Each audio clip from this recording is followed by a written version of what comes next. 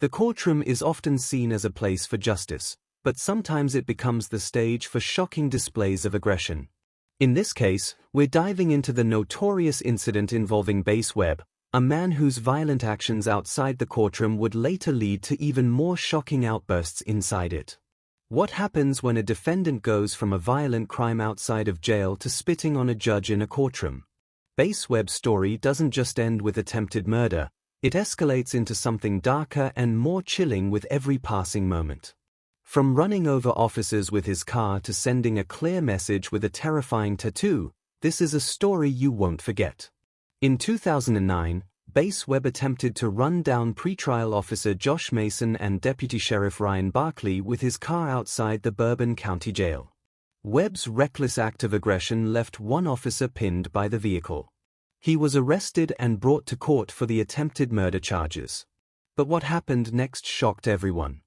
Can you word just that? Yeah. That be yes? Yes. No way I'm going to try this case. I have any further proceedings, or I have to see you for one further set. We're here next week. Charlie.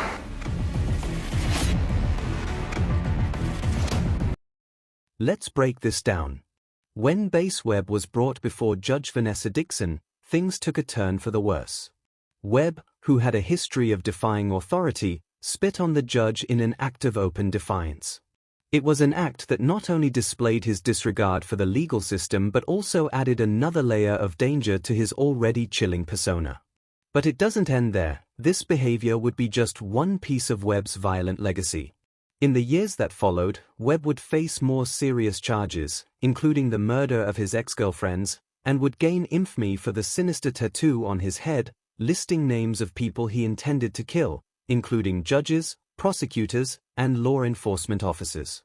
With a life sentence on the line and an unsettling presence in the courtroom, Webb's case raises important questions about the intersection of violence, justice, and the chilling acts of those who seem determined to undermine both.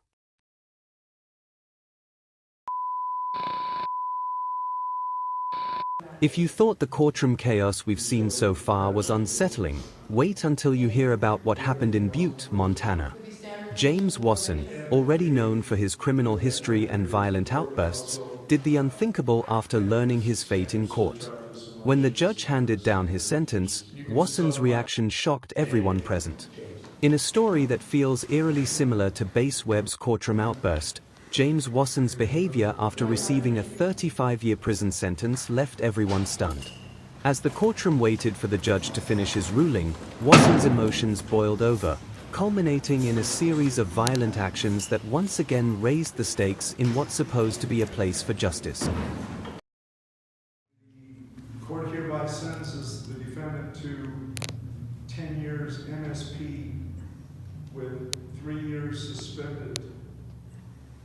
And in relation to counts 2, 6, 7, and 11, the court also sentences the defendant to 10 years MSP with 3 years suspended on each count. Each of these counts shall run consecutive to each other. So the sentence in DC 17-267 is 50 years MSP. Is 50 years with MSP, with 15 to be hereby suspended. James, sit up. James, sit down. Take him out of here, man.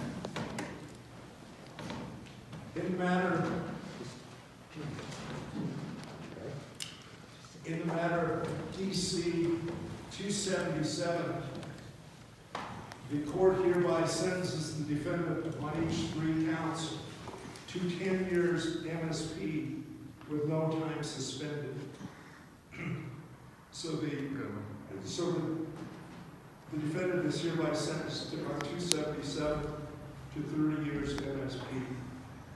The sentences DC 17-267 shall run concurrent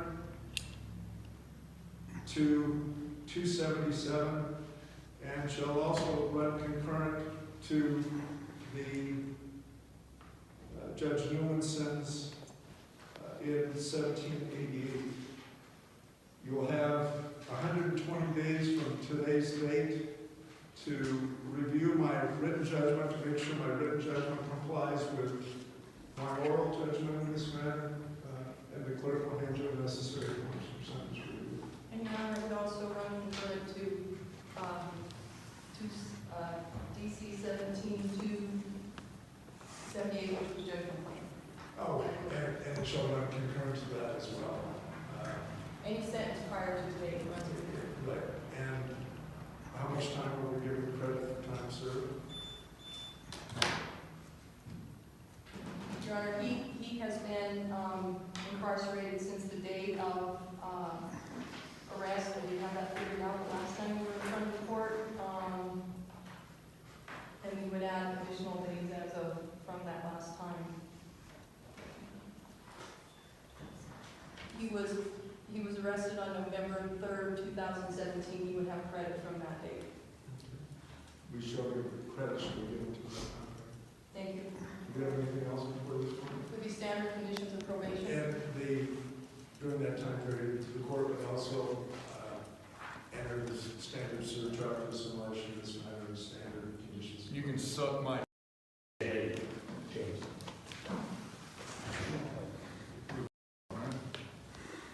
Anything further? No, Your Honor, thank you.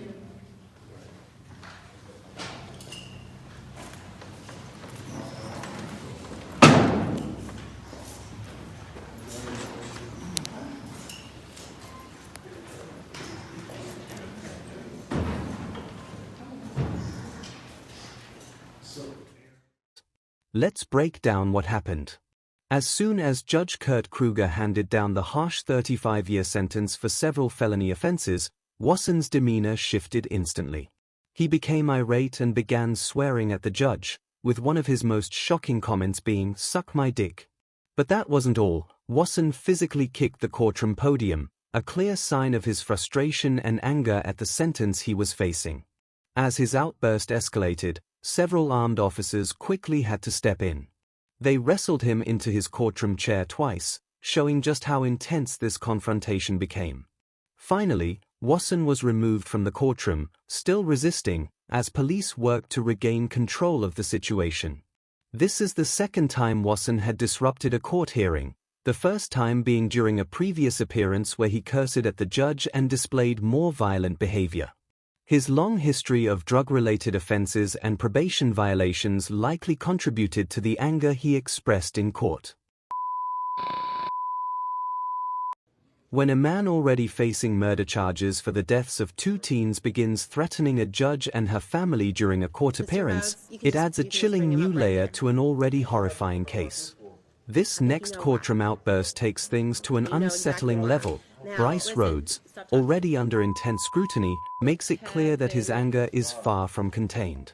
Brice Rhodes, charged with the brutal murders of 2 teens, appeared in court on additional charges when things quickly escalated. With a history of violence already hanging over him, Rhodes used his time in front of Judge Amber Wolf to lash out, directing chilling threats at her and her family. What transpired next was nothing short of disturbing.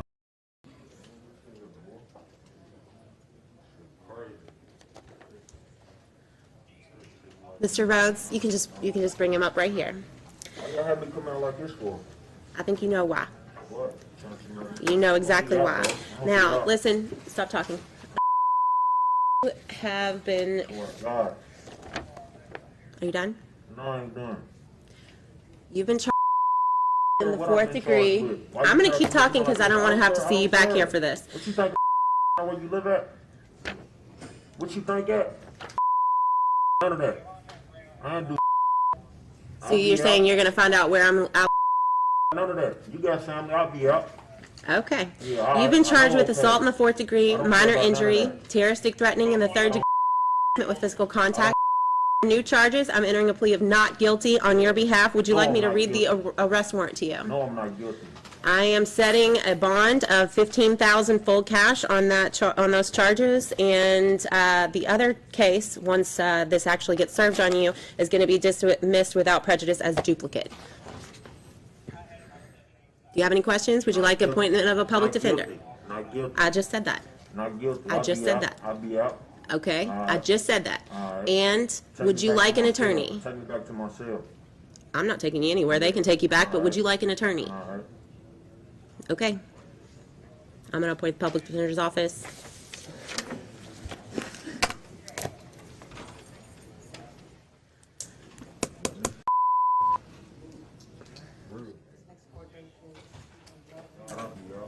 Ms. Shoring, that was a threat against the court. I think that I'm asking the county attorney's office to take that into account and consider what to do with that.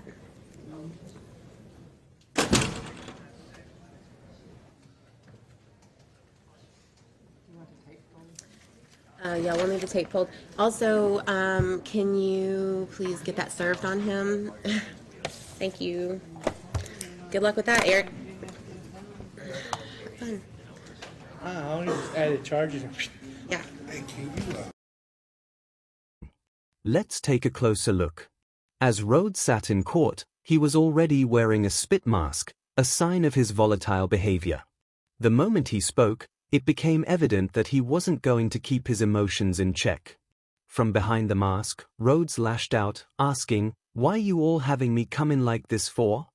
Judge Wolf calmly responded, "I think you know why." But that's when things took a darker turn. Rhodes began threatening Judge Wolf and her family, saying, "Don't you think I'm gonna, expletive, find out where you live at? You got family. I'll be out." His words were filled with anger and menace, revealing his defiance and clear frustration with the legal process. What's most striking in this video is the sheer escalation of Rhodes's behavior, adding to his already violent past. He's facing multiple charges, including the brutal murders of Maurice Gordon and Larry Ordway, two teens he allegedly killed because he feared they would snitch on his involvement in another murder.